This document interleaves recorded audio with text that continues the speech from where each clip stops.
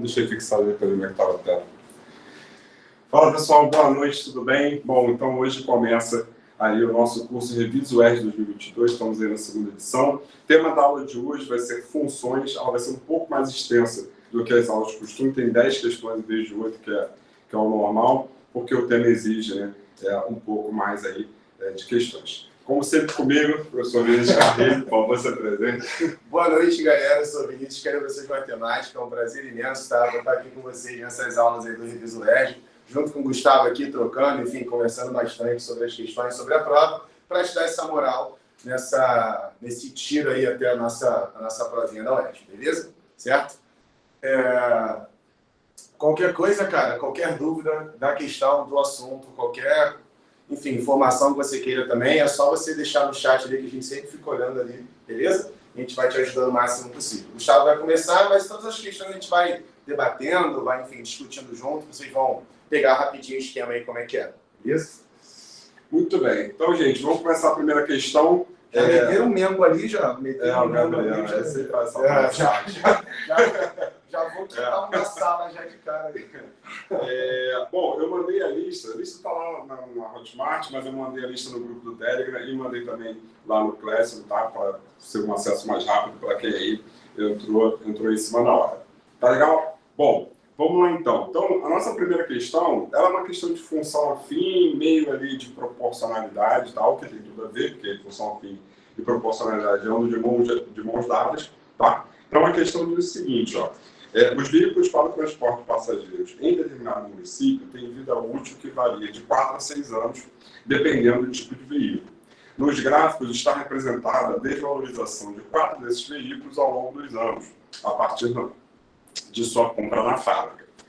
Aí você tem aí 4 gráficos aí à disposição. Bom, com base nos gráficos, o veículo que mais valorizou foi... Bom, então aqui, essa questão se caracteriza por ser uma função afim, porque os gráficos são todos segmentos de reta. Sempre que o gráfico é uma reta ou um trecho, significa que a função que determina esse gráfico é uma função afim ou uma função do primeiro grau. Tá? Bom, então vamos lá, a gente tem que analisar caso a caso, não tem como fazer de uma maneira mais rápida essa daqui. Então, olha só, o veículo 1,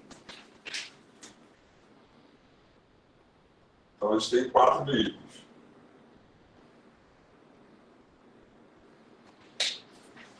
O veículo 1, ele custava 75 mil e 5 anos após, ele passou a custar 25 mil, certo? Então,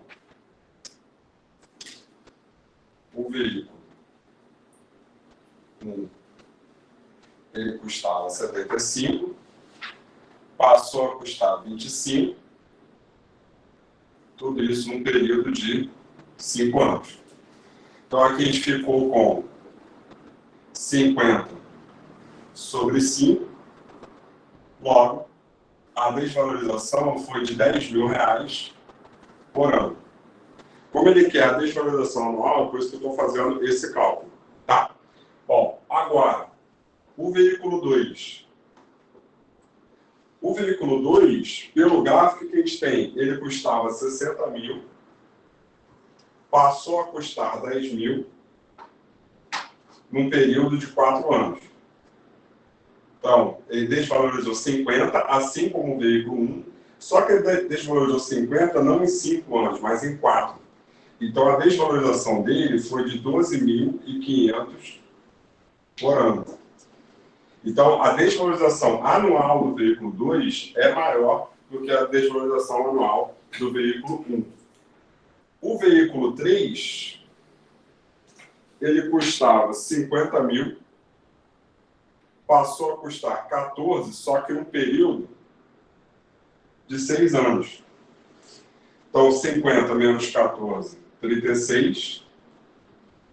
Ou seja, ele desvalorizou 6 mil reais por ano. Lembra, galera, que essa ideia de desvalorização que ele está falando, né? Essa variação que você tem de um eixo para outro, se você perceber bem, né, ele está pegando sempre a variação que você tem do eixo Y para a variação que você tem do eixo X.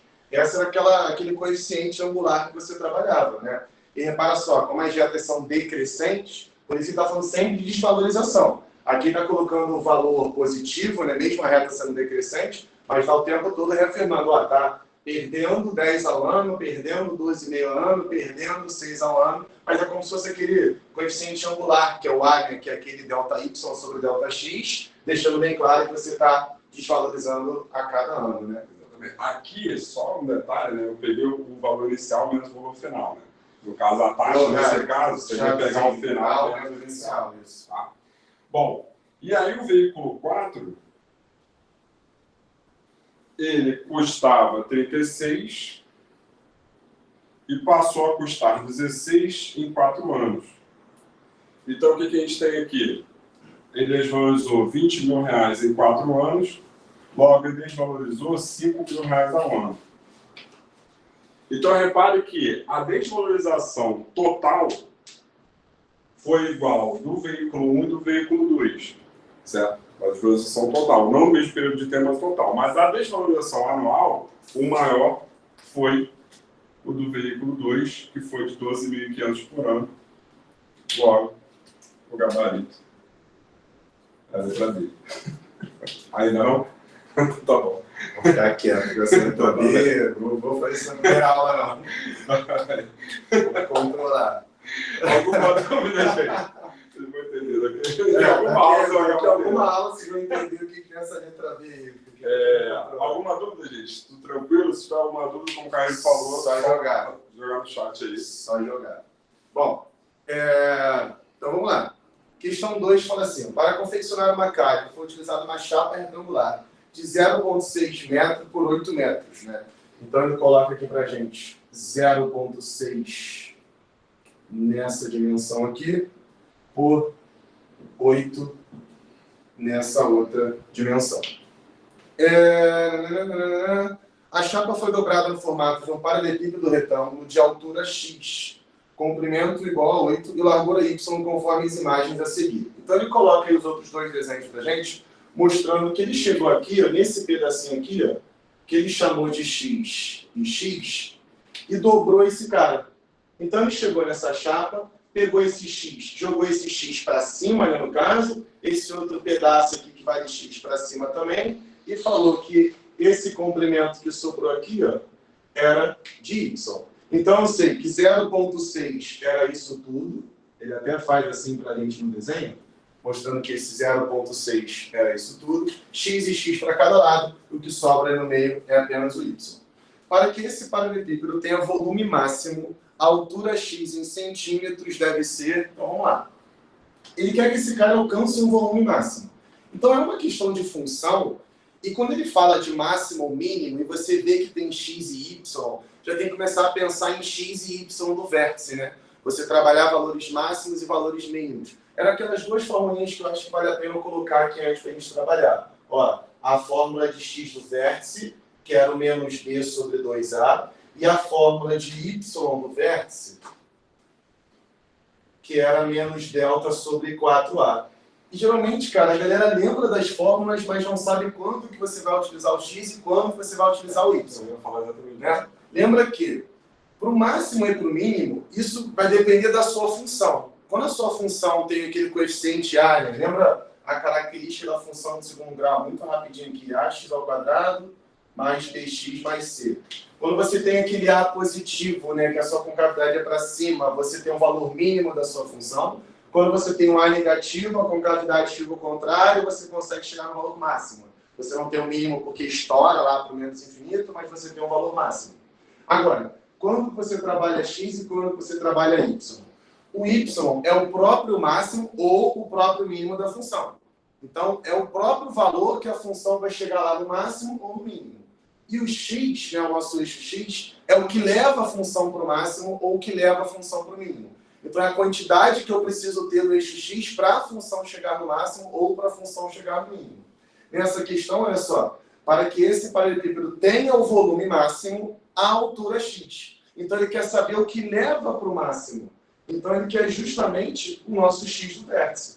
Então, a questão está preocupada em calcular, vou puxar ele aqui para o canto, ó, justamente o nosso menos b sobre 2a. Só que esse menos b sobre 2a tem que vir de alguma função, né? E eu preciso montar a função em cima dessas informações aqui. Como ele está trabalhando o volume, olha só, como ele está trabalhando o volume, Aí você vai ter que puxar um pouquinho agora de uma informação lá de geometria espacial, que a gente vai ter também aula, né? Enfim, focado nessa parte de geometria espacial, mas as questões, a UERJ gosta muito disso, né? Misturar os assuntos. Eu preciso lembrar um pouco de como que eu calculo o volume de um paralelepípedo. Quando você olha, né, para as outras imagens que ele colocou, lembra que o volume de um paralelepípedo é um produto de todas as unidades. Então eu tenho a base do paralelepípedo como 800, e aí vê se você associa por que 800, né? Aqui eu estou trabalhando em metros, tá? E na nossa pergunta, está pedindo, né, o valor em centímetros. Então esse 8 metros aqui, já estou pensando como 800 centímetros, né, colocando os dois zeros, e o 0,6 m, no caso, 0,6 metros, eu vou trabalhar como 60, né? Eu vou andar essa vírgula ali multiplicando esse cara por 100.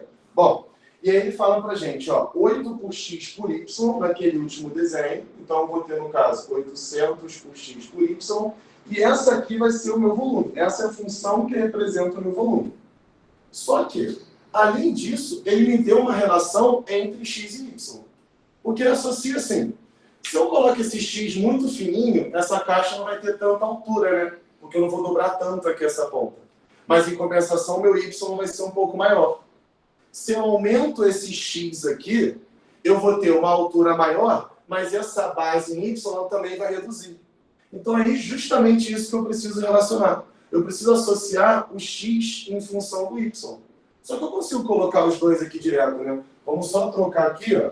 Lembra que esse 8 a gente trocou por 800. Então, esse 0,6 aqui, eu vou trocar ele por 60 também. Repara, x somado com x somado com y tem que dar esse 60. Então, a relação que eu tenho entre x e y, na verdade, é essa aqui. 2x, né? X mais x, somado com esse y, tem que dar os 60. Então, eu sei que o meu y é igual a 60 menos 2x. Então, eu vou pegar essa relação de x e y e vou jogar dentro da minha função que tem o x e y. Beleza? Então, o meu volume, ele vai ser 800, que multiplica x, que multiplica o y, que é 60 menos 2x. E aí, ó, o meu volume é igual a 800. Repara só o que eu vou fazer aqui. X que multiplica 60 vai ser o 60x. X vezes menos 2x vai dar menos 2x ao quadrado. A questão, aí começa aquele detalhe de economizar um tempinho em prova, né? De ter uma saída que você consegue economizar um tempinho numa questão. Repara só. Eu tenho uma função que eu quero calcular o x do vértice. Vocês conseguem associar aqui esse 800, pensando no b e no a, nos coeficientes, na nossa conta em si, ele não vai fazer diferença para a gente? Ah, Caio, como assim não vai fazer diferença? Por dois motivos que dá para enxergar isso. Primeiro, se eu fizer a distributiva do 800, eu vou estar multiplicando o coeficiente, que seria o coeficiente b, e também o coeficiente a. Então é como se eu pegasse esse cara e colocasse vezes 800 em cima, vezes 800 embaixo. E aí você vai poder cortar esses dois caras de qualquer jeito. Então, se eu pego esse 800 e faço a distributiva, é como se eu colocasse vezes 800 em cima, vezes 800 embaixo. Eu iria cortar ele. Então, isso vai só aumentar a minha conta depois. Já vou ter dois valores e depois eu vou ter que simplificar de qualquer jeito. E, além disso, a gente consegue perceber por aqui, né? Porque esse 800 já está na conta de qualquer jeito. Se eu variar só esse x e y, eu já estou variando o meu volume. E aí, como eu quero calcular o x do vértice, eu posso ignorar esse 800 da conta. Eu posso me preocupar, olha só com esse carinho aqui. Então, isso aqui já é a função suficiente para resolver o que a questão está pedindo, que é o x do vértice, ó, menos b, então menos 60. Lembra que o b é o cara que acompanha x, né? Ele aqui está na frente, mas o b é o cara que acompanha x, sobre 2a. Então, 2 vezes o menos 2. Então, esse cara vai dar menos 60 sobre menos 4. Negativo com negativo, né, vai dar positivo. Isso aqui vai dar 15. Fazer um box. E 15 é a letra C. Foi? Certo? Uma questão bem mais elaborada que a primeira de função afim. Uma questão que você tem que lembrar de como que você relaciona o volume de um paralelepípedo, que é o produto das 3 dimensões, aí não importa a ordem. Uma questão que você precisa tirar essa relação de x e y para jogar dentro dessa função, mas, de novo, daria para você fazer a questão pensando só nessa relação de x e y. Se não precisa desse 800, né? Você consegue economizar um tempinho aqui maior na questão. Não, só nos Você comenta até ali aqui. Primeiro, né, a questão da mesma maneira que a gente não multiplicou o 800 aqui, a gente poderia ter colocado 2 em evidência. Para reduzir ainda mais. Para reduzir ainda mais. E outra coisa, a organização dos dados é importante. Então, sempre que você tiver uma função quadrática, procure escrever na ordem que você está habituado. Ou seja, primeiro termo seu com x ao quadrado, segundo seu com x e o terceiro seu independente. Porque ele frisou aqui a questão do B ser do x e do A ser do x ao quadrado, mas você sozinho poderia ter trocado e poderia ter tido problemas. Então, você acostumado a colocar sempre naquela ordem. Perfeito. Entendeu? Só que eu sou precavido com esse tipo de coisa. Então, organizar os dados na hora que você está resolvendo é fundamental para você minimizar a chance de você errar, de passar alguma coisa, o que é muito comum. Tá? Então, só essas duas coisas. Uma delas seria exatamente essa que a gente falou, né? De não multiplicar, você também colocar duas evidências. Só aquele 3 segundos por print. É verdade. Você chegou a comentar isso antes, não, né? Do quê? Do print, não. Não. Galera, sempre só para entender. Sempre que a gente sumir aqui um pouquinho, é que a galera costuma tirar um print, tá ligado? Pro quadro, né? Só para deixar salvo, a gente já vai apagando, para não ter que ficar voltando no vídeo, aí a galera tira um print, então... Sumi aqui 3 segundos por print. Para quem quer já fazer. Deixa eu apagar quando tu ler a próxima. Não, na verdade eu prefiro que você lê, porque eu tenho que desenhar. Isso.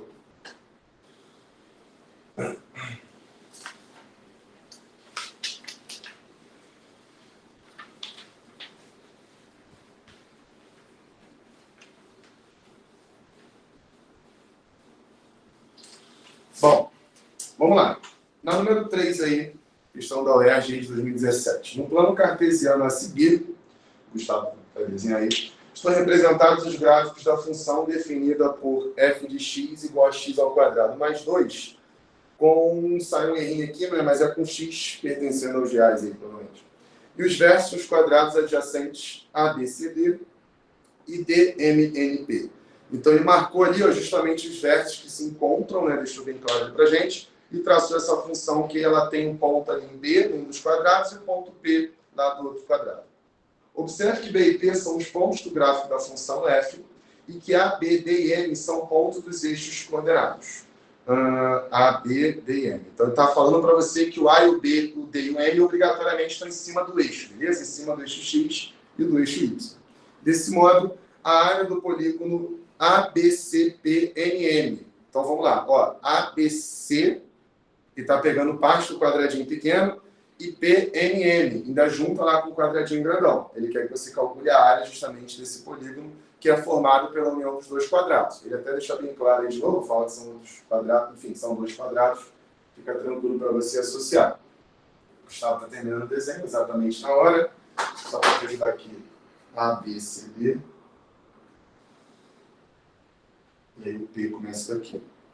PNM. PNM? Isso. Não, desculpa. C e D. A função é x ao quadrado mais 2. Show. Beleza. Então, pelo que eu entendi, Pelo que eu entendi, ótimo. Pelo que eu entendi. Bom, pelo que eu entendi, é somar a área desses quadrados, certo? Essa área que a gente quer. A função... Pensei que fosse meter dito isso. Esse ano que vai chover de dito isso na sala de aula.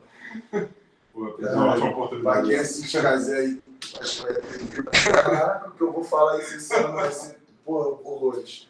Brincadeira. Bom, vamos lá. Como a função é x ao quadrado mais 2, então o que acontece? Aqui é 0, né? Então, quando a abscissa é 0, a ordenada aqui vai ser 2, certo? Então, o que a gente tem? A gente tem, então, que esse quadrado aqui tem lado 2.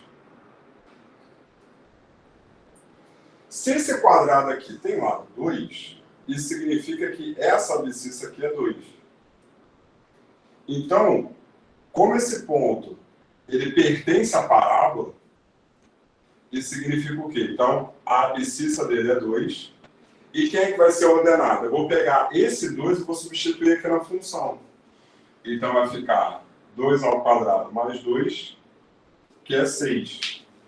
Ou seja, o lado desse quadrado é 6. Então, se o lado desse quadrado é 6, essa abscissa aqui vai ser 8, mas aqui pouco importa. E como eu quero a soma das áreas, eu vou chamar essa área aqui de S1, vou chamar essa área aqui de S2, então a nossa área vai ficar como? S1 mais S2, lembrando que a área do quadrado é o lado ao quadrado, então vai ficar 2 ao quadrado mais 6 ao quadrado, então isso aqui vai ficar 4 mais 36, e portanto deu 40. Lembra, galera, que sempre o cara que corta o eixo Y é sempre o termo independente da nossa função, né? Aí aquela mesma ideia da organização do A, B e C, né? Aqui, como não tem ninguém acompanhando o X, é porque o B vale 0. Então, A vale 1, B vale 0, C vale 2. E seja uma função de primeiro grau ou de segundo grau, o cara que corta o eixo Y é sempre o que a gente chama de termo independente. Sempre o cara que vem sem o X ali acompanhado, como se fosse o X elevado a 0, mas enfim. E aí, é o cara que corta o eixo, por isso que é tão macetado já. Você olhar para a função, pô, tá cortando aqui, esse cara vale 2, beleza, já joga o 2 ali direto. X elevado a 0 não, né? 0 vezes X. Não, do falando do X ao quadrado, do X elevado a 1, Ah, do X elevado a 0. tá. Isso é de outra coisa. Tá. Beleza. Dúvida, gente? Tranquilo? Então aqui era basicamente isso. Era questão de uma função quadrática, você tinha que analisar o gráfico, né? Perceber isso que ele falou, que o termo independente, né, é a ordenada do ponto de interseção do gráfico com o eixo Y. E aí, com isso, a gente achava que essa abscissa era 2, e tendo essa abscissa aqui 2, a gente achava a ordenada desse ponto P, que era a medida do lado desse quadrado aqui. Tá? Então, era assim que a gente fazia essa questão. Beleza? Show. Bom, na número 4, mais uma questão que trabalha aí valores de máximo e mínimo, igual a questão número 2, só que de uma forma mais direta aqui, né? A UERJ tem muito isso também, algumas questões que não tem essa contextualização, que elas são bem diretas. Observe a função f definida por f de x igual a x ao quadrado menos 2kx mais 29. Se f de x maior ou igual a 4 para todo valor, para todo número real, x, o valor mínimo da função de f é 4. Aí ele quer o valor positivo desse parâmetro k. Olha só, ele falou que o valor mínimo da função é 4. Lembra aquela ideia do que leva para o máximo ou leva para o mínimo, ou o próprio valor máximo e o próprio valor mínimo? Aqui ele acabou de falar que o valor mínimo é 4. Então a questão falou para você que o y do vértice vale 4. É isso que ele está falando.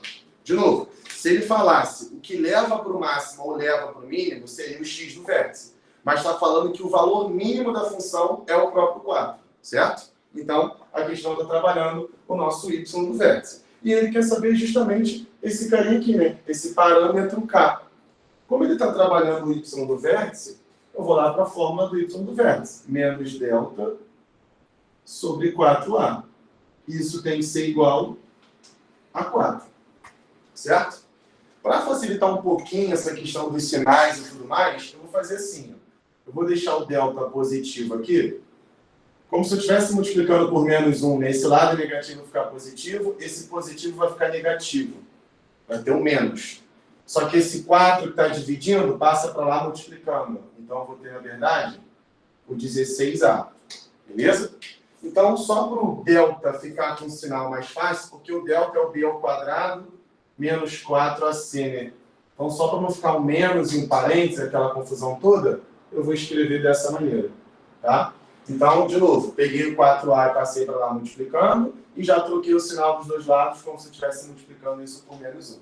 Feito isso, você tem os parâmetros ali, né, para vir substituindo, né? Porque, de novo, o seu A é o cara que acompanha x ao quadrado, então o seu A vale 1. O B é o cara que acompanha o x, então o seu B, quem está acompanhando o x, é o menos 2k, beleza? Isso tudo está acompanhando o x. E o C é o 29.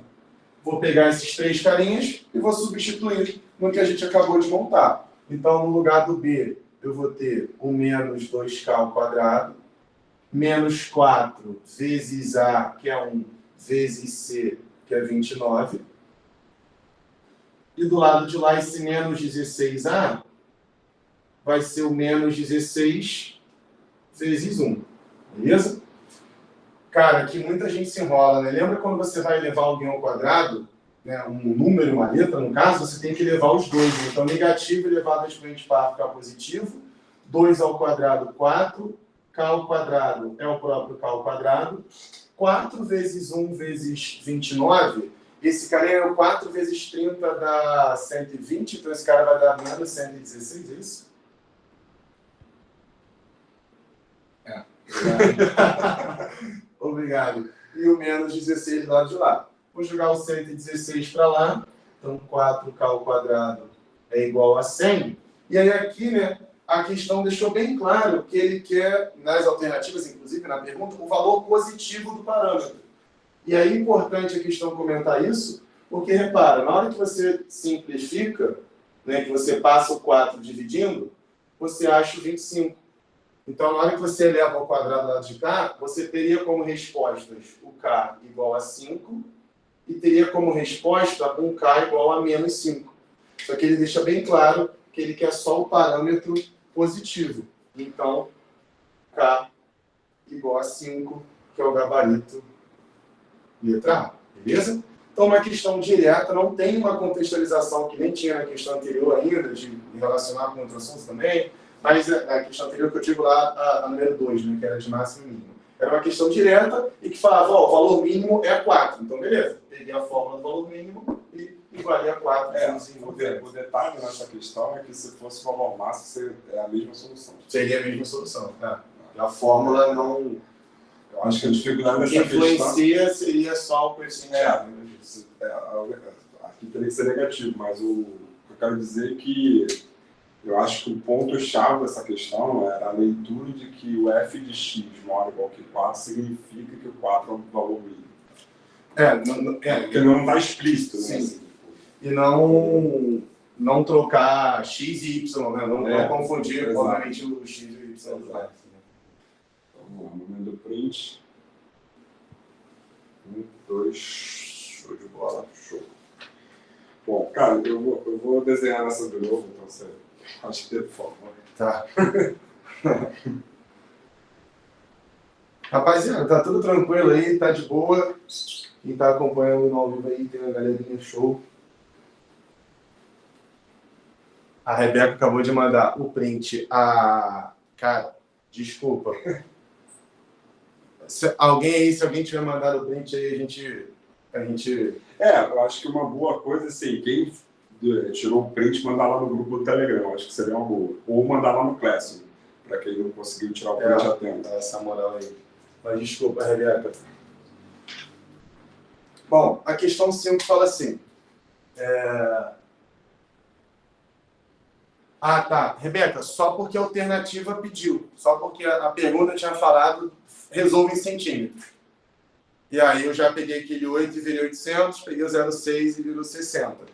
Mas senão a gente poderia resolver tudo em metro, mas a alternativa estaria em metro. Mas só porque já pediu, beleza? Show. Bom, a questão 5 fala assim. Um triângulo equilátero possui perímetro P em metros e área A em metros quadrados. Então aqui já tudo em metros e metros quadrados já relacionado. Os valores de P e A variam de acordo com a medida do lado do triângulo. Desconsiderando as unidades de medida, a expressão y igual a P menos A indica o valor da diferença entre os números P e A. Ou seja, ignorando que um está em metro, está em metro quadrado, ele quer só a diferença lá no final dos dois. O maior valor de y é igual a... Bom, vamos lá. Seguinte. Bom, primeiro eu vou revisar com vocês rapidamente alguns conceitos de geometria plana que precisam para fazer a questão. Tá? Poderia fazer direto, aplicando as fórmulas, mas acho melhor não. Bom, primeiro, o triângulo equilátero, né? Todos os lados iguais, estou chamando o lado de L.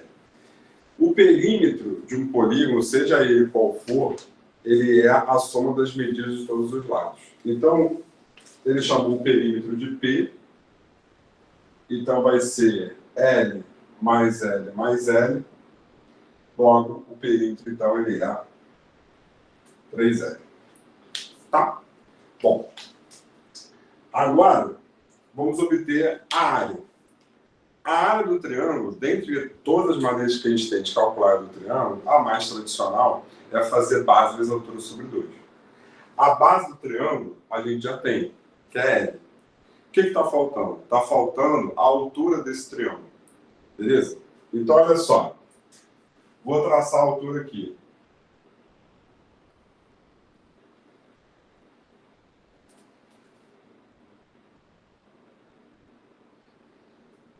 Tracei essa altura aqui, H. Então, aqui é 90. Certo?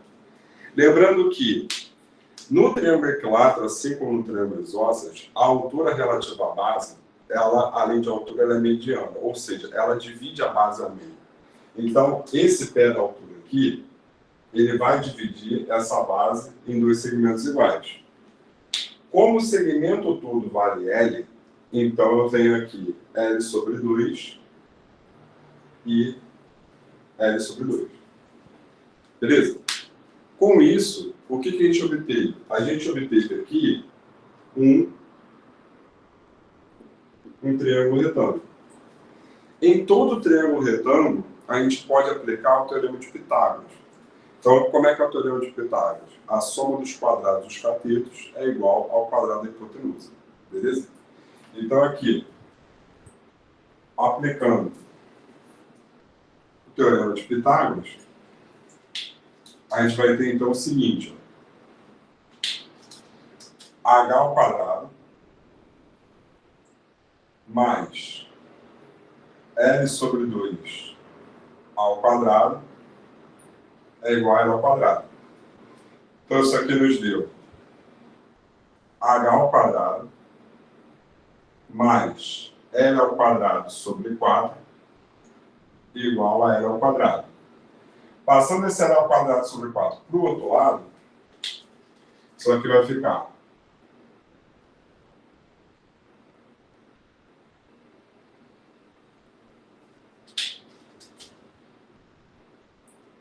H ao quadrado igual a L ao quadrado menos L ao quadrado sobre 4.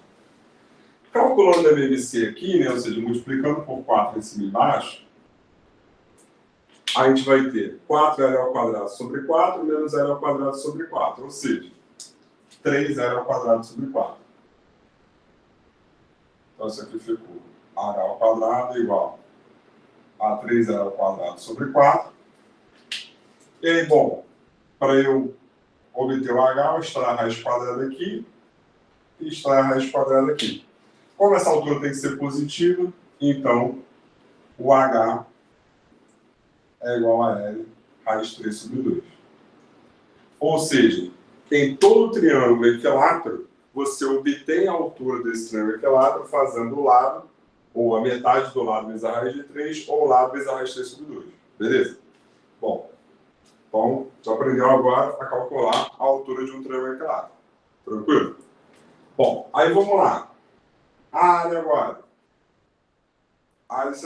Ele definiu a área como A, né? Então, eu costumo denotar por S, mas por causa de superfície, mas eu vou denotar por A para respeitar o que ele colocou.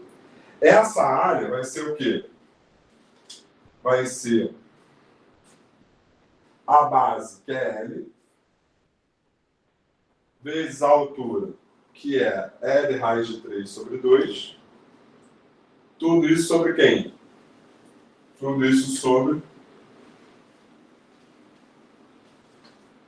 2. Então, o que a gente acabou de obter foi que a área, ela é L ao quadrado, raiz de 3 sobre 4. Então, a área de um triângulo equilátero, de lado L, a gente calcula fazendo L ao quadrado raiz de 3 sobre 4. Ou seja, se esse lado for 10, aqui a gente vai ter o quê? 10 raiz de 3 sobre 2 vai dar 5 raiz de 3. Se esse lado for 10, aqui vai ficar 10 ao quadrado raiz de 3 sobre 4, vai dar 25 raiz de 3. Perfeito? Isso aqui é uma revisão de geometria plana. Tá? Agora vamos para a questão propriamente dita de função. Como o Carlinhos falou, a UERJ muitas vezes gosta de misturar conceitos. Então aqui nessa questão, ela é uma questão de função quadrática, só que você precisava saber alguns conceitos de geometria plana para você resolver. Tá? Então, por isso que essa solução ficou um pouco mais extensa, que minha ideia era fazer essa revisão. Bem, aí, como é que ele definiu o y? Ele definiu o y sendo P menos A.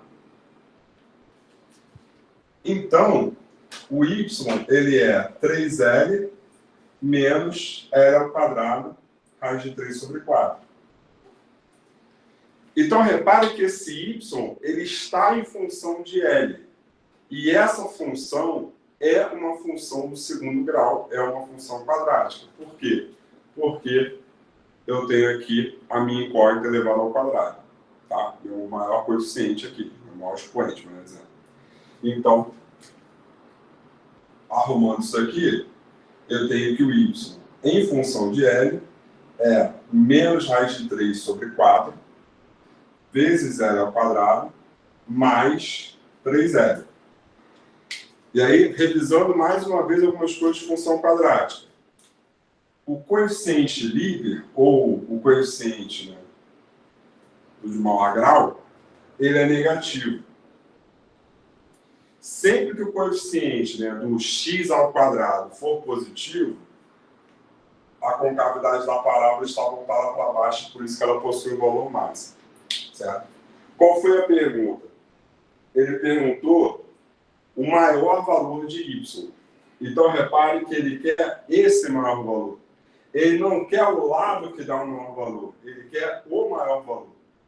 Então, se eu quero o maior valor de y, então eu vou calcular o quê? Eu vou calcular o y do vértice.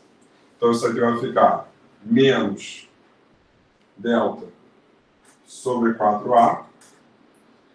E aí, de novo, quem é o A? O A é esse cara, o B é esse cara, e cadê o C? Bom, se não tem termo independente é porque o C é 0. Então, aqui ficou menos o B, que é 3, ao quadrado, menos 4 vezes A, que é menos raiz de 3 sobre 4, vezes o C, que é 0. Tudo isso sobre 4A, ou seja, 4 vezes menos raiz de 3 sobre 4. Bom, por sorte, se o C é 0, isso aqui some. Esse pedaço some. Esse 4 vai embora com esse 4, e esse menos daqui vai embora com esse menos daqui. Então, a gente ficou com o quê? 3 ao quadrado, que é 9, sobre a raiz de 3. A questão já está resolvida, só que a gente ainda não sabe o gabarito porque não está escrito dessa forma. A gente tem que racionalizar. Então, racionalizando,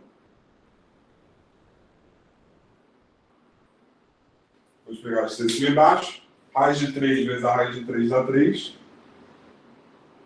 Então, o maior valor de y, ou seja, a diferença desses dois números, ignorando as unidades de medida, é 3 raiz de 3, e, portanto, o gabarito é a letra B. Tem está perguntando os lugares que encontra a lista. Tem na Hotmart, eu mandei antes de começar a aula no grupo do Telegram e no Classroom. Os convites para o Classroom e para o grupo do Telegram, mandei por e-mail para todo mundo. Show, Rebeca. Tá? E-mail individual, junto inclusive com a nota fiscal de compra. Tá? No Classroom. E no Hotmart também. Tem 3 lugares. A de hoje eu mandei no Classroom e no Telegram. Do Hotmart já tem de todas as aulas.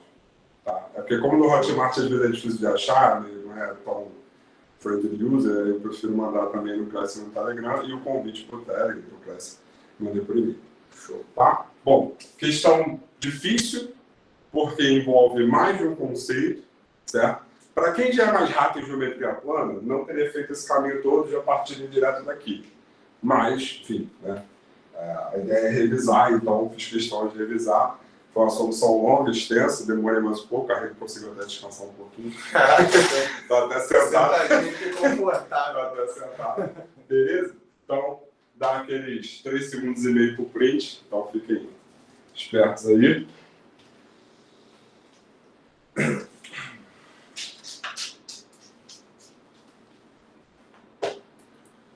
Bom, foi, né? Foi? Quer acabar lendo? Quer acabar apagando ou quer acabar lendo? Cara, não, vai ler então. Valendo? Pra galera aí. Bom, então vamos lá, gente. Questão 6 agora é uma questão de função exponencial. Vamos Tá? comentar um pouco sobre isso. Então assim, a gente já... Tô muito perto da câmera. Então, bom, função afim praticamente não cai, função quadrática, como a gente pode perceber, cai bastante. Então agora a gente vai então para a nossa segunda parte da aula, que é a parte de função exponencial e função logarítmica. Tá? Então, olha só. Então, nessa questão 6, foi uma questão da UERJ do ano passado, que diz o seguinte: diferentes defensivos agrícolas podem intoxicar trabalhadores do campo. Admito uma situação na qual, quando intoxicado, o corpo de um trabalhador elimine de modo natural, a cada 6 dias, 75% da quantidade total absorvida de um agrotóxico. Dessa forma, na absorção de 50 mg de agrotóxico, a quantidade presente no corpo será dada por... Bom, aí ele já deu a função, ele já facilita muito rápido. Vou até comentar isso aí. V de T igual 50 vezes, abre parênteses, 0,25, se prepara para um quarto, né? Então, o tamanho do parênteses elevado a T sobre 6. Muito grande. Assim, o tempo T em dias é necessário... Não, sem o tempo T em dias, necessário para que a quantidade total desse agrotóxico se reduza a 25 mg, então, né, já aproveito, o vídeo dele quer que seja igual a 25, no corpo do trabalhador é igual a... Bom, galera, vou voltar no pedaço aqui do enunciado, então o Gustavo comentou antes, porque tem muitas questões da UERJ que ele não monta a função para você. Então, só um comentário rápido de como que ele poderia chegar, como você chegaria nesse cara aqui, mesmo se você não tivesse a função explícita lá para você. Primeiro que ele falou que era a absorção de 50 mg desse agrotóxico. Ele partiu do princípio que você está utilizando 50 como seu valor inicial lá, né? Então, começou, você já tem 50 lá dessa absorção.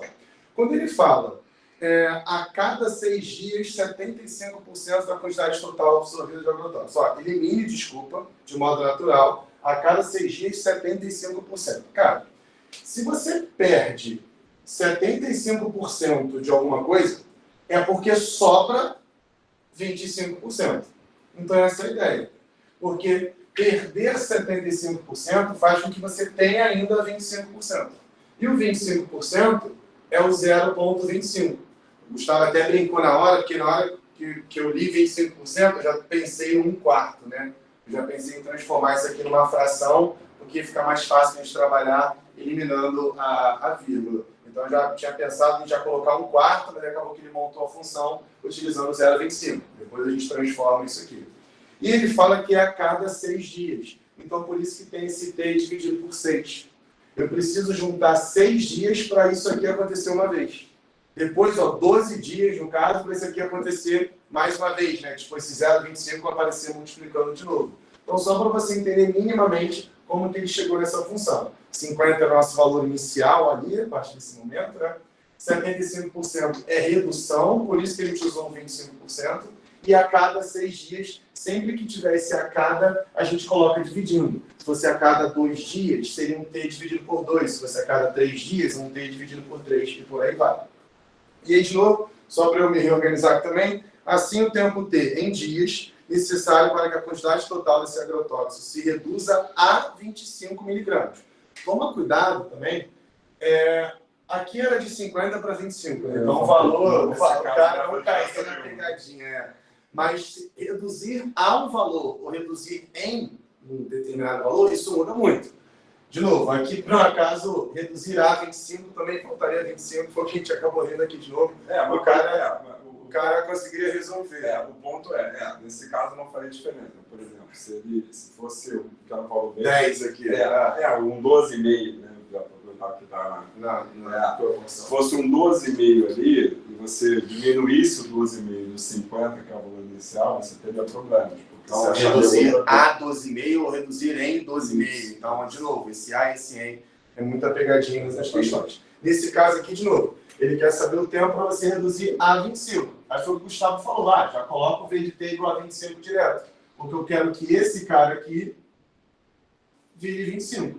Então, o que a gente tem é isso aqui, 25 igual a 50, que multiplica o 0,25 elevado a T sobre 6. Beleza?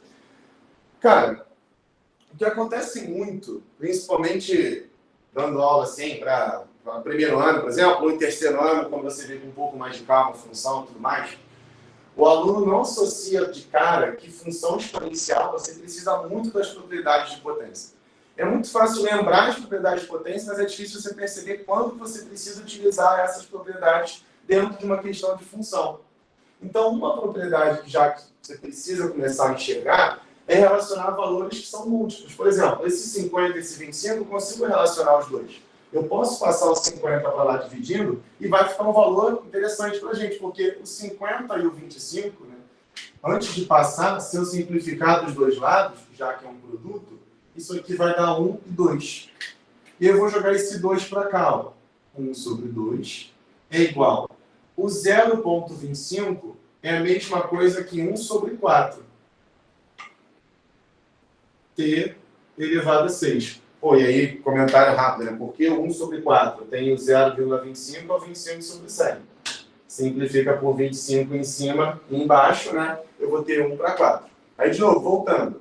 As propriedades de potência que são importantes para a gente. É muito fácil você lembrar lá, produtos base iguais são os expoentes, divisão, você subtrai, potência da potência, você multiplica. Mas nem sempre é fácil você perceber isso dentro de uma questão de função. Aqui, ó, para conseguir resolver essa função exponencial, eu preciso deixar os dois em bases iguais. Então, do lado de cá, eu vou colocar 1 sobre 2, e 1 sobre 4, eu também vou colocar 1 sobre 2. Só que esse 1 sobre 2, ele precisa ficar ao quadrado. Porque, lembra, quando eu vou elevar uma fração, eu elevo o cara de cima e o cara de baixo. Então, 1 sobre 2 ao quadrado vai ficar exatamente 1 sobre 4. 1 ao quadrado é 1, 2 ao quadrado é o 4. Só que isso é 1 sobre 4, né? Eu ainda tenho aqui por fora, olha só, esse T sobre 6. Aí entra uma outra propriedade de potência. Que a outra propriedade de potência, né, é a potência da potência. Quando você tem uma potência que está elevando uma potência, você repete a base, que no caso é 1 sobre 2, e você multiplica os expoentes. Então, esse 2 elevado a t sobre 6, eu vou multiplicar. Isso vai dar 2t sobre 6. Beleza? Então, 2 vezes t, 2t, e o sobre 6 eu só repetir. Repara que do lado de cá, é como se eu tivesse 1 sobre 2 elevado a 1, né? 1 sobre 2 elevado a 1 vai ser o próprio 1 sobre 2. E aí, em potências, né, de bases iguais, né, para resolver uma função que eu tenho, a equação, desculpa, aqui no caso, que você tem as bases iguais, eu posso ignorar as bases e só me preocupar com esses expoentes. Aqui o expoente é 1, aqui o expoente é o 2t sobre 6. Então, eu vou colocar assim, 1 é igual a 2t sobre 6. E aí eu vou isolar o t, né? Esse t, então, esse 6 que está dividindo passa para o outro lado multiplicando, e esse 2 está multiplicando passa para o outro lado dividindo. Então, o nosso t é igual a 3, que é gabarito, rapidinho, gabarito letra B. Só a letra B. Eu não vou emocionar com a letra B. Não sei. Aí, galera, só voltando aqui, um outro detalhe. Talvez até o Gustavo fosse comentar isso também, né? Aqui eu coloquei na base 1 sobre 2, né? Eu trabalhei a base 1 sobre 2 porque eu já tinha o 25 sobre 50. Mas tem aluno que prefere inverter isso aqui. O 1 sobre 2, ele é a mesma coisa que o 2 elevado a menos 1. Então você poderia colocar isso aqui, ó, dessa maneira. 2 elevado a menos 1. E aí, se você trabalha a base 2 do lado de cá, você obviamente tem que trabalhar a base 2 do lado de lá. E aí aqui também teria um negativo. Então aqui ficaria 2 elevado a menos 1 e aqui 2 elevado a menos 2t sobre 6. Só que o menos de um lado, menos do outro, você cortaria, obviamente, vai dar o mesmo resultado. E aí eu gosto sempre de confirmar, de reafirmar isso. Propriedades de potência é algo muito tranquilo, quando você estuda só a propriedade de potência. Quando você começa a ver questões de função exponencial e até de log, que você precisa de alguma propriedade de potência, a galera costuma dar uma leve enrolada aí. Certo? O ponto para mim nessa questão é realmente se não tivesse dado a função, seria bem pior. Seria muito mais difícil, né? O cara montar isso aí. Seria bem pior. Bom, então vamos lá. Nossa próxima questão aí é de logaritmo, né? Que é um assunto muito tranquilo que vocês amam. Né? Assunto campeão de vendas. Bom, a Gabriela está perguntando se log é importante para o ERG. Cara, sim. É porque assim, até 2 anos atrás, que tinham 2 provas, né? De primeiro exame de qualificação tinha que ter 2 provas. Até 3. A gente casava o dinheiro que um dos dois ia ter uma questão de log. Todo professor falava isso. Ó, se não cai no primeiro exame, vai cair no segundo com certeza. Agora que juntou, já não é tão simples cravar todas as questões de matemática que vão cair. Mas ainda é um assunto recorrente na UERJ, sim. Assim, quando não cai, quando cai o log, cai a função exponencial. Um dos dois. E é outra questão, né? Cai log sempre, quase sempre misturado com alguma coisa também. Sim. Raramente uma questão só de log. Tem log com escala, tem log com matriz, né? Tem sempre alguma coisinha. Essa, por acaso, que eu vou fazer é log puro, mas outros não. Tá? Beleza? Bom, vamos lá então. Essa é até relativamente bem tranquila. Algo também é tranquilo? Ó, a questão diz o seguinte, uma calculadora tem 2 teclas especiais, A e B. Quando a tecla A é digitada, o número que está no visor é substituído pelo logaritmo decimal desse número. Então, olha só, sempre que ele disser logaritmo decimal, ele está dizendo que é o logaritmo na base 10. Tá? Quando a tecla B é digitada, o número do visor é multiplicado por 5. Então, se eu tenho um número, aperto A, ele calcula o log na base 10 desse número. Se eu tenho um outro número qualquer, se eu aperto a tecla B, ele pega esse número e multiplica por 5. Tá? Então, essas são as funções aí, respectivamente, das teclas A e B. Considere uma pessoa que digitou as teclas B, A e B nessa ordem. Tá? Bom, e obteve no visor o número 10. Muito bem. Nesse caso, o visor da calculadora mostrava inicialmente qual número? Bom, então, digamos que esse número inicial seja x. Tá? Então, inicialmente ele tinha x. A primeira tecla que ele apertou foi a tecla B. Lembrando, quando você aperta a tecla B, você pega e multiplica o número por 5. Então, eu tinha um determinado número x, apertei a tecla B, então esse número virou 5x. Certo? Depois ele apertou a tecla A. Lembrando, quando você aperta a tecla A, ele calcula o log na base 10 do número que está no visor. O número que está no visor agora é esse aqui. Então, ao apertar a tecla A, o número que vai estar no visor agora é o log de 5x na base 10. E aí depois ele apertou o quê? Ele apertou a tecla B. Então esse número que está aparecendo no visor agora, esse número todo, ele vai ser multiplicado por 5. Então, o número que aparece no final dessa operação é 5 vezes o log de 5x na base 10. Sendo que ele fala que esse número final ele é igual a 10. Ou seja, então se esse camarada aqui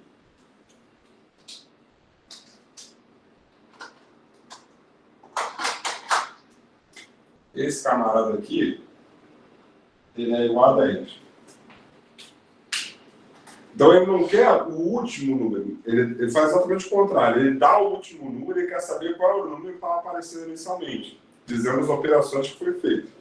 Então, aqui, ó. Então, naquela marca, o que a gente precisa resolver nessa questão, né, após isso, a gente precisa resolver essa equação logarítmica aqui, ó. 5 vezes o log de 5x na base 10 igual a 10. É isso que a gente precisa resolver para achar o x. Bom, esse 5 está multiplicando, não está? Então, se esse 5 está multiplicando, ele passa para o outro lado dividindo. Ou seja, eu já posso simplificar aqui, ó. Então, a gente ficou com o quê? Então, a gente ficou com o log de 5x na base 10 igual a 2. Sempre lembrando do seguinte, quando a base é 10, você não precisa escrever a base. Se você tiver um log sem base nenhuma, é porque a base é a base 10, beleza? Tá, e como é que eu saio disso aqui?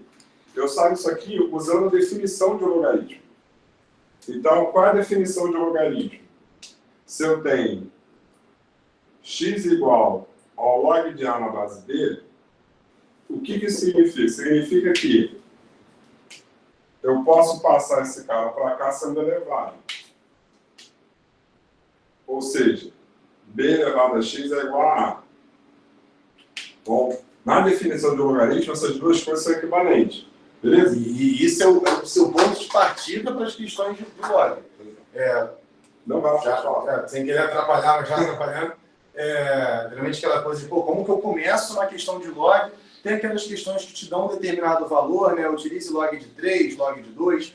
Mas essas questões, que são questões secas de log, você não tem um valor para você substituir, isso aqui tem que ser uma parada fundamental para você. Beleza? Você tem que já partir, pegou a questão, olhou uma equação com log, você já pensa que base elevado a logaritmo te dá um logaritmo. Que foi? Não, eu tô rindo do Gabriel falando que ele falou que ele ser bom em log é uma falha da matriz. Bom, então olha só. Então, como é que a gente sai daqui? Pela definição. A gente sai daqui usando a definição. Então, esse 10, ele passa para cá sendo elevado. Então, olha só. Então, a gente ficou com o quê? A gente ficou com 5x igual a 10 elevado a 2, a 10 ao quadrado. Sendo que 10 ao quadrado é 100. Então, a gente tem que 5x é igual a 100. E aí, bom, 100 dividido por 5, isso aqui vai dar 20. E aí, qual o gabarito? O gabarito não é extra. Eu tenho quase certeza que é bem, tudo bem. Letra A, ufa. Tá? Então, assim, é uma questão simples, mas eu sei que você fica aflito. Eu sei disso. Por várias questões. Primeiro, você precisa... já começar por aí.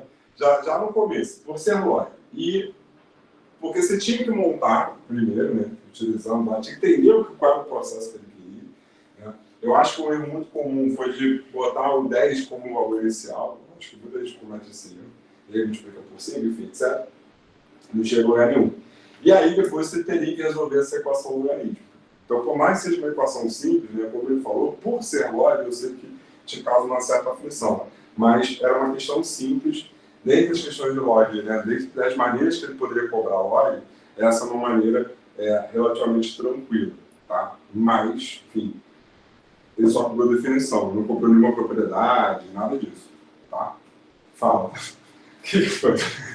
Eu estou pensando quanto tempo vai demorar para encaixar um dito isso. Mas, dito isso, é uma questão simples. É isso. Beleza? Dito isso, tem que acertar. Tem que acertar. Beleza? Dando um tempinho aí pro print. Foi? Foi, né? Sim. Sim. Aqui, só esse ladinho aqui. Eu vou fazer uma outra aqui que é bem direto. A próxima é fácil. A próxima é bem rapidinho. Tá. Acho que então já vou... A gente inverter os lados aqui, né? Já dá toque, que eu sempre resolvo a questão do lado de lá. Vai ter que fazer a questão do outro lado. Pô, aí no dia que a gente trocou as camisas, cara. Deu uma de camisa azul, deu uma camisa azul. Esse dia foi muito estranho, cara. É verdade. Questão 8, galera. Bom, admita que a ordem de grandeza de uma medida x é uma potência de base 10. Então, está deixando bem claro para você o que é essa tal ordem de grandeza. Com expoente n inteiro. E aí ele coloca para você a condição aqui, 10 elevado a n menos meio, né, como se fosse 0,5, só que ele colocou em forma de fração, indo até o 10, coloquei o sinalzinho trocado aqui, é menor no caso, 10 n mais elevado, desculpa, a n mais meio. De novo, é como se fosse o n menos 0,5, n mais o 0,5 no caso. Considere que um terremoto tem liberado uma energia em joules, cujo valor numérico é tal que, aí olha só, casa muito com o que o Gustavo acabou de falar. Log de E na base 10 igual a 15,3. A questão é bem simples, galera, muito simples mesmo. A ordem de grandeza de E em joules, ou seja, ele quer que você coloque a ordem de grandeza, se é 14, 15, 16 a 17, se baseando nisso aqui. Ou seja, a questão só quer que você transforme esse log numa potência de base 10. Só que transformar o log na potência de base 10, como a base do log é o 10, é justamente o que o Gustavo acabou de comentar. Aquela relação da base elevada ao logaritmo te dá o logaritmando. Então, o que você tem aqui é que 10 elevado a 15,3 é o seu valor de E. Só que aí você tem que encaixar em 10 elevado a 14, vou colocar aqui, provavelmente você já enxergou o gabarito, mas eu vou colocar aqui, ó, 10 elevado a 14 era uma opção, 10 elevado a 15 era outra opção, 10 elevado a 16, 10 elevado a 17. Eu acho que a questão é mais, a dificuldade é mais por ser um pouquinho confusa do que o cálculo em si. Ele quer saber qual que é o valor que satisfaz esse 10 elevado a 15,3. Só que repara, eu preciso de um valor que seja menor que esse n mais 1,5 e maior que esse n menos 1,5. E aí eu tenho justamente o 10 elevado a 15, que é a letra B, que eu não vou falar hoje, que é 10 elevado a 15, que é a letra B, e confere só, olha só. Esse 15, né, o próprio 15,3, quando você soma esse 1,2, está dentro do seu intervalo, né? E quando você subtrai esse 15, você vem para o 14,5. Então, tanto o 15 menos meio, que seria o 14,5, quanto o 15 mais meio, que seria o 15,5, né, respeitam essa condição do 15,3. Melhor, o 15,3 respeita essas duas condições, beleza? Se você colocasse o 10 a 14, ou 10 a 16, ou 10 a 17, quando você pensa nesse intervalo, o seu valor 15,3 não estaria no seu intervalo. Então, eu preciso da ordem de grandeza 10 elevado a 15, ou seja, eu iria substituir esse 15 aqui no caso, para esse 15,3 realmente respeitar esse intervalo que ele falou. Só que é uma questão que, para você chegar nesse principal cara, que é o que você vai avaliar o intervalo, basta você fazer essa voltinha do log aí. Então, é uma questão que eu acho que é mais uma confusão de entender o que é tal ordem de grandeza, apesar que ele explicou o que é, de pensar por que tem um intervalo nessa variação, do que dificuldade em si de conta. E o interessante é que, mais uma vez, ele cobrou só a definição. Só a definição direta de log. Então, saber essa voltinha aqui, você já chega na potência, quando você olha as opções, esse é o cara que satisfaz o intervalo lá que ele deu para poder bater certinho. Diferentemente da próxima questão, que é a questão 9, que é a questão que eu vou fazer agora. A questão 9 diz o seguinte, ó, observe a matriz A quadrada de ordem 3. Tá? A matriz A é essa daqui. Tá? Considere cada elemento AJ dessa matriz é o valor do logaritmo decimal de I mais J. Então, mais uma vez, logaritmo decimal, logaritmo na base 10. Tá? Eu nem botei aqui, porque, bom, eu não vou precisar desse 10. E aí ele quer saber o valor de X. Ele quer saber o valor de X. Onde os X são esses elementos aqui. Tá? Bom, repare que há uma simetria, né, em relação à diagonal principal da matriz, né, mas o fato é que, vamos lá, eu quero X, eu tenho X aqui, eu tenho X aqui, certo? Esse elemento aqui qual é? É o elemento da terceira linha e segunda coluna, ou seja, ele é o elemento A32. O mesmo X é o elemento da segunda linha e terceira coluna, o elemento A23. De uma maneira ou de outra, pela definição que ele deu, quem é o X então? É o log Se eu olhar para esse cara, vai ser o log de quem? Bom, o I é 3, o J é 2. Se eu olhasse para o outro, ia ser o log de 2 mais 3. Bom, 3 mais 2, 2 mais 3 é a mesma coisa. Isso aqui vai ser o quê? Isso aqui vai ser 5, é o log de 5. Log de 5, lembrando, na base 10. Tá? E aí, cara, lembra sempre de uma coisa, isso acontece muito pra caramba em inúmeras questões. Sempre que você tem o log de 2, você tem o log de 5 e vice-versa. Por uma razão muito simples. O log de 2 mais o log de 5, ele é igual a 1.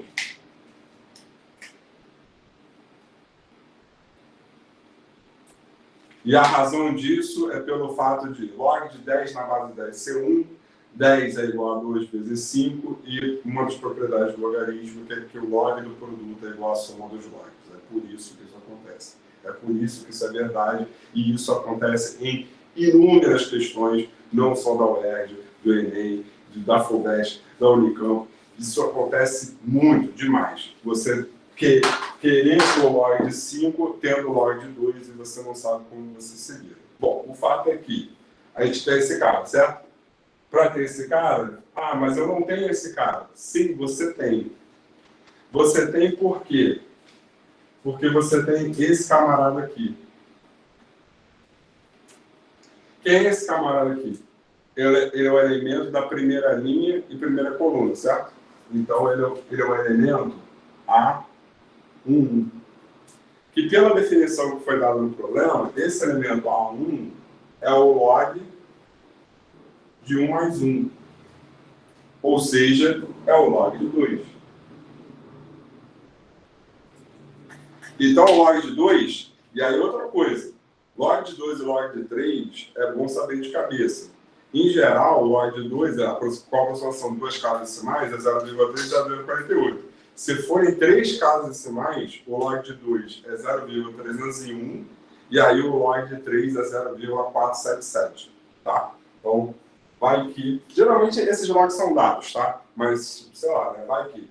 Bom, então vamos lá. Então, se esse cara é 0,3, então aqui eu vou ter 0,3 mais o log de 5 igual a 1. Então, nessa aproximação, o log de 5 é 0,7. E é a letra B. Não. Cadê? No centro está a sua. Eu tenho certeza que é. Questão 9, letra B. Isso. Tá? Comentário sobre essa questão. O que eu acho dela? Eu acho uma questão difícil. Por que eu acho uma questão difícil? De novo, como o Carlos já havia falado, é uma questão que não é de log direta. Mistura as coisas. Mistura conceitos. Então, por mais que a parte de matriz seja só identificar os elementos da matriz, talvez você não tivesse a sacada. Primeiro que eu acho que talvez você não lembrasse disso, mas você deve. Decora isso. Mas mesmo que você lembrasse disso, talvez você não tivesse a sacada de observar que o log de 2 estava aqui, na matriz. Eu acho que esse é o detalhe. Eu acho que esse é o nó central da questão. É você observar na matriz que o log de 2 estava aqui. Assim como esse cara é o log de 3. A1, 2, A2, 2, 1. Exato.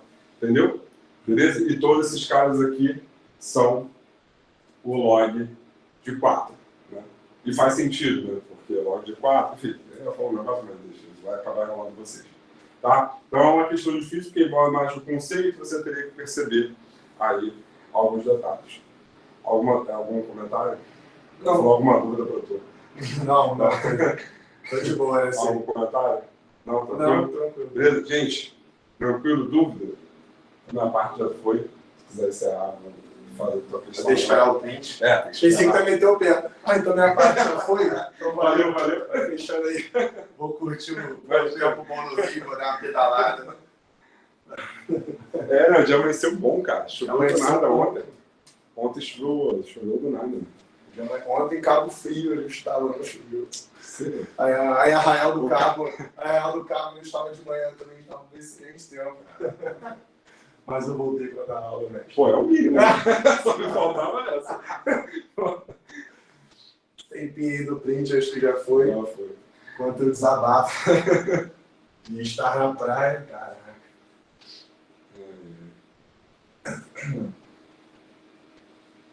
Bom, questão 10. Saideira. Saideira. Fala assim, ó, observe no gráfico a função logaritmo decimal, desculpa, definida por y igual a log de x. Só que ele monta um gráfico para a gente, só que ele descreve exatamente o que a gente vai utilizar. Porque ele fala assim, admita que no eixo x 10 unidades corresponde a 1 centímetro. Então, vou até colocar isso aqui logo. A gente vai resolver essa questão por um comparativo aqui dos dois. Então, no eixo x, 10 unidades é equivalente a 1 centímetro. Aí ele mostra até para a gente aí, né, que o eixo x vai de tipo 0, 10, 20, ele já está justamente marcando de 10 em 10 e relaciona lá com aquele 1 centímetro lá em cima.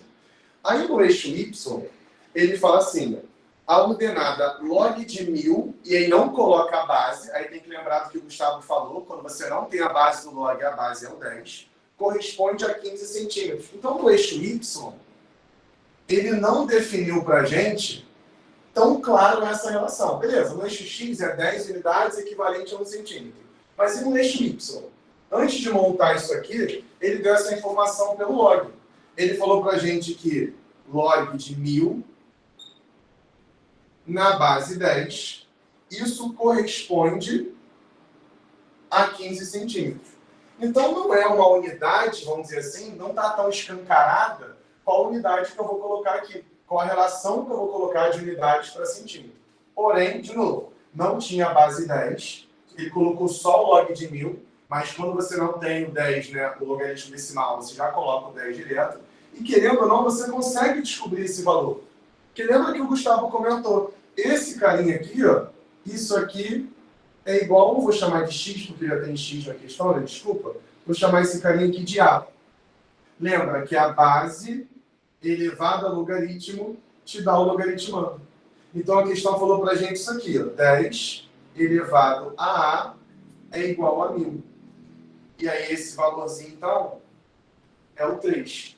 Então o que a questão está relacionando aqui para a gente é que esse 3, que é agora essa nossa unidade, está relacionado a esse 15 centímetros. Beleza? Então, 3, antes de puxar para lá, eu vou relacionar aqui para baixo, ó, 3 é que está relacionado a 15 centímetros. A minha ideia agora da questão é conseguir adaptar essas duas. Eu vou simplificar. Se esse 3 está relacionado a 15, eu posso escrever assim, ó, 1 está relacionado a 5 centímetros. Então, de novo, 3 unidades estava relacionado a 15, eu posso simplificar só para facilitar um pouco a conta, então 1 está relacionado a 5 centímetros. Aí é isso que eu vou puxar para cá. Para jogar lá para cima, é como se o enunciado tivesse dado essa informação aqui. Ó. Uma unidade está relacionado a 5 centímetros. Beleza? Então, é isso aqui que eu vou comparar agora. Porque, de novo, voltando. Ele falou para a gente, ó, admita que no eixo x 10 unidades correspondem a 1 centímetro. E aí, admita que no eixo y, uma unidade corresponde a 5 centímetros. Só que ao invés de deixar isso claro para você, ele colocou isso a partir do log. E aí, obviamente, não fica tão simples. Você tem que fazer essa transformação do log, chegar nesse 3, fazer essa simplificação também só para facilitar um pouco a conta. Agora sim eu tenho essas duas. E aí tem uma saída um pouquinho mais rápida aqui também, porque ele quer a escala de x para y, na qual os eixos foram construídos equivale a. Eu preciso relacionar esses dois. Como aqui eu estou trabalhando em 10 unidades, eu posso chegar aqui, olha só, e multiplicar esse carinha todo por 10. Que aí esse uma unidade vai virar exatamente 10 unidades. Pô, se uma unidade é equivalente a 5 centímetros, 10 unidades, né, multiplicando por 10, esse cara vai dar 50 centímetros.